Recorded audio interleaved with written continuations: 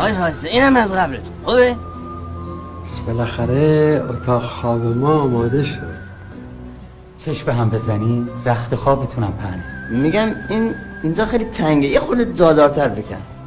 راست میگه، من عادت دارم شبا تو خواب قطع بزنم. قلب زدن از بیخوابی یه عادته، ولی آروم خوابیدن اینجا سعادت.